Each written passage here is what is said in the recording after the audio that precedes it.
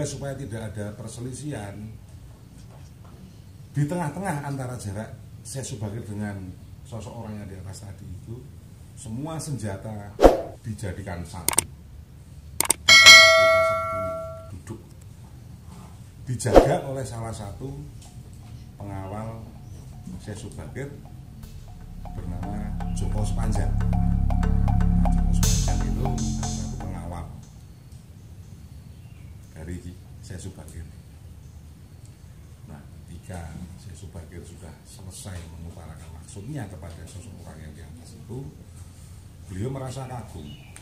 Ada sosok orang dengan pemahaman yang luar biasa, sosok orang dengan derajat yang tinggi tapi berkenan untuk lembah manah, rendah hati, tidak sombong, punya sifat pamomong, sifat keutamaan dan lain sebagainya. Dan beliau ini bertemu orang-orang seperti ini tidak hanya satu di puncak, tidak ini, tapi di Jawa Timur ya beliau bertemu, di Jawa Barat ya bertemu, di Cilacap ya bertemu. Hanya Syekh Subakir berpamitan. Beliau menulis suatu kitab atau bahasa saya itu diari ya, atau buku harian kisah perjalanan beliau selama di tanah Jawa, dan mendoakan tempat-tempat yang sudah beliau kunjungi supaya Islam dengan mudah bisa nanti masuk. Nah, tetapi salah satu pengawal beliau yang bernama Joko Sepanjang ini tidak terima kalau hanya seperti itu saja. Orang yang di atas juga harus bisa diislamkan. Tetapi Syekh Subakir waktu itu mengatakan, kalau besi saja bisa dilunakkan, kenapa kamu hati manusia kok kaku seperti besi? Ketika Joko Sepanjang meninggal dan dimakamkan tempat ini. Sebetulnya Joko Sepanjang itu orang yang baik, tapi keras. Dan di tempat inilah Joko Sepanjang itu dimakamkan berikut dengan semua senjata, baik dari para pengikut yang ada di atas maupun dengan senjata-senjata para pengikut Syekh Subakir yang dari bawah, semua dikumpulkan jadi satu, ditanam di tempat ini. Jadi kalau orang mau bilang Gunung Tidar itu pusat pusaka, iya di tempat inilah pusaka itu berada. Akhirnya beliau pun berpamitan, Joko Sepanjang hanya dimakamkan di tempat ini. Beliau pergi ke Kerajaan Demak. Sudah selesai tugas beliau, beliau menyerahkan buku catatannya kepada penguasa Demak dan beliau pulang ke pusat pemerintahan khilafah di Turki, dan beliau akhirnya bertempat tinggal di Yaman sampai meninggal. Jadi makam beliau, jasad beliau itu dimakamkan di Yaman, di Timur Tengah. Nah, kitab ini tadi tidak ada yang bisa mengartikan karena hanya berisi tentang catatan perjalanan. Sunan Bonang sendiri ketika membaca juga tidak bisa mengartikan apa toh maksudnya. Sampai ketika Sunan Bonang mempunyai seorang murid bernama Sunan Kalijogo.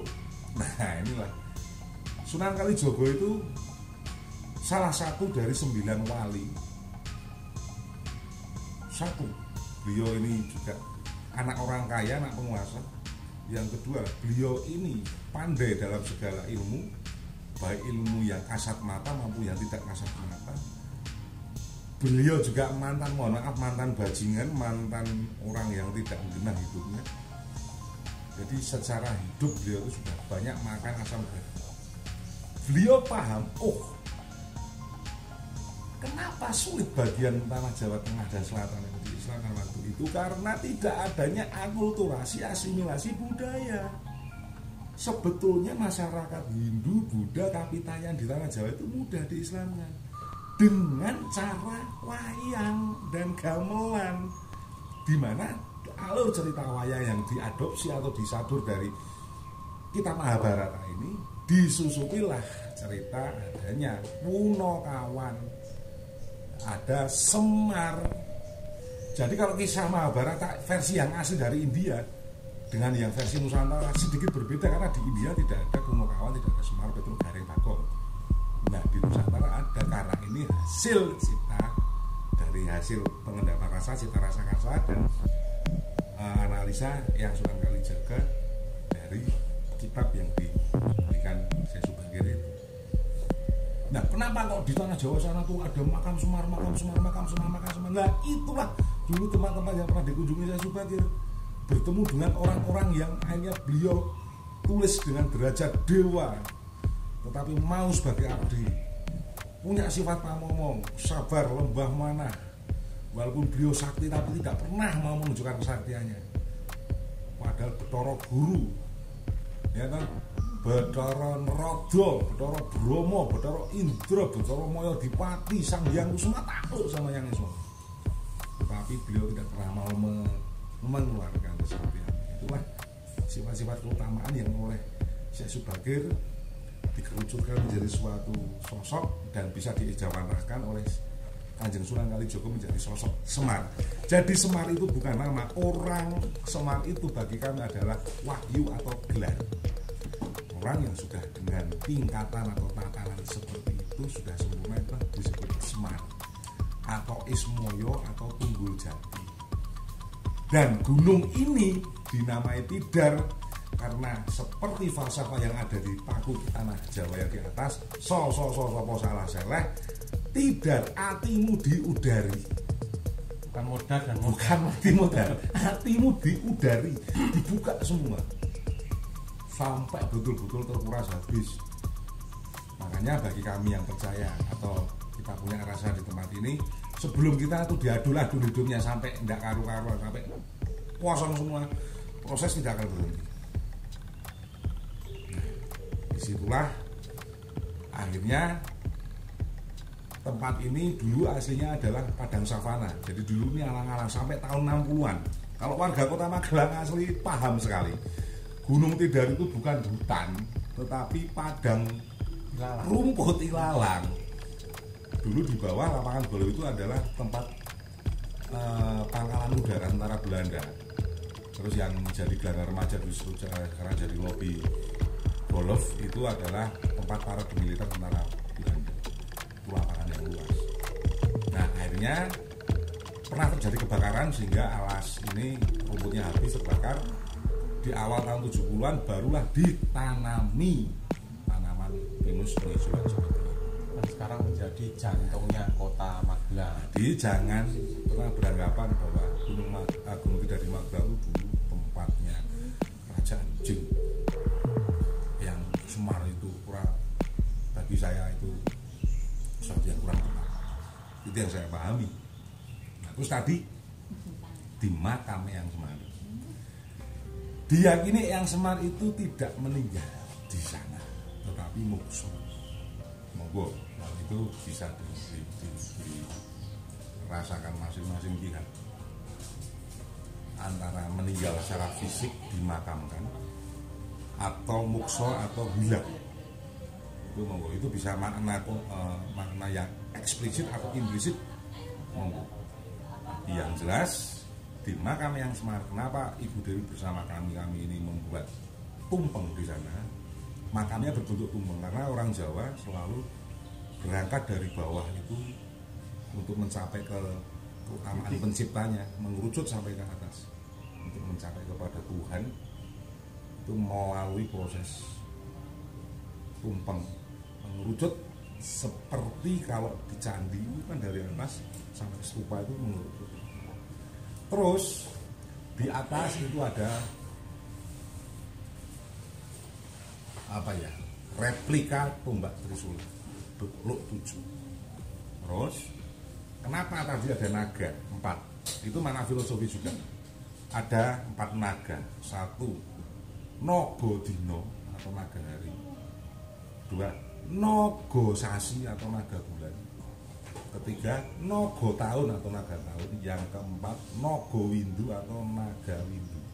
Naga itu untuk konotasi orang Jawa itu adalah suatu pengganggu atau halangan atau rintangan atau godaan. Bisa dalam waktu hari, bisa dalam waktu bulan, bisa dalam waktu tahun, bisa dalam waktu windu. Jadi diperlukan ketajaman batin dan kecerdasan untuk menghadapi hidup dengan 4 godaan ini, untuk mencapai titik tumpeng ke atas, mencapai suatu kesempurnaan. Nah, Di tempat ini banyak sekali orang berritual dengan banyak versi, mulai dari cara Islam, cara Hindu, cara Buddha, cara aliran kepercayaan, dibebaskan. Bahkan ada yang punya anggapan di sini bisa tuh pesugihan, oh monggo silakan, enggak apa-apa. Kalau Anda meyakini itu bisa, silakan. Tapi kalau saya di tempat ini bukan tempat untuk yang aneh-aneh. Di tempat ini adalah tempat ngudari rasa, hatimu diudari semua, yang jelek dibuang, yang baik kita munculkan. Karena disinilah pusat atau magnetnya Pulau Jawa di sini. Nah, di tempat ini, kenapa saya paling suka di tempat ini? Tempat ini banyak kisah, baik dari sejarah maupun secara pribadi. Tempat ini auranya sangat, bahasa Latinnya vivere pericoloso. Jadi tempat ini tuh sangat menyerempet bahaya. Salah sedikit jatuh ke jurang. Kalau kita tetap, kita kuat, kita sampai ke tempatnya. Godaan apa? Karena bedanya iblis dengan Tuhan itu sangat tipis ya. Tempat ini asik bagi saya. Saya bisa merasa bahwa saya bisa memainkan peran di tempat ini. Saya bisa memanipulasi, bisa memanage itu di tempat ini. Batin saya, rasa saya bisa saya mainkan di tempat ini. Jadi banyak yang sering seneng di makam. Jadi bukan makam ya, saya sebagai itu petilasan. Saya sebagai dulu beliau menepi di tempat itu, terus yang semuanya di tempat atas. Di sini Kiai Sepanjang atau Joko Sepanjang bersama ribuan pusaka, benda, senjata dan lainnya di tangan di tempat ini. Nah di sini saya paling seneng. Di sini tuh apa ya, nyali saya betul-betul mau diuji.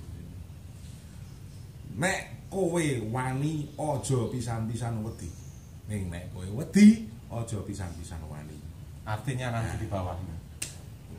Artinya nanti di bawah ya. Itu filosofi di tempat ini ya. Nek kowe wani ojo pisan-pisan wedi. Tapi nek kowe wedi ojo pisan-pisan wani.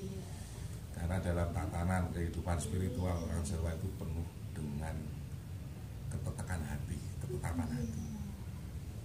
Jadi kita harus halus, kita harus smart, cerdas, tapi kita juga harus berani. Jadi seperti itulah yang kami pahami tentang Gunung Tidar, versi saya pribadi dan beberapa teman-teman praktisi spiritual dan penghayat kapita yang di tempat ini. Seperti itu. Ya, oke guys. Saya kira tadi di Demang sudah menceritakan panjang lebar tentang Gunung Tidar ini. Jadi sebenarnya bukan artinya mudar, mati dan mudar, tapi artinya itu adalah membuka rasa hati kita tentang Gunung Tidar, tentang manusia supaya bisa arif dan bijaksana. Jadi sebenarnya makna ini bagus sekali untuk manusia. Makanya kenapa banyak orang-orang yang berziarah ke sini? Karena ini memang tempatnya ini asik untuk membuka rasa kita. Jadi sampai dari malam sampai pagi pun beliau-beliau orang-orang yang pada ziarah ke sini ini mungkin untuk membuka rasa, membuka hati mereka yang mungkin tertutup. Saya kira demikian cerita tentang Gunung Tidar, dan kita akan kembali di channel berikutnya. Oke, bye.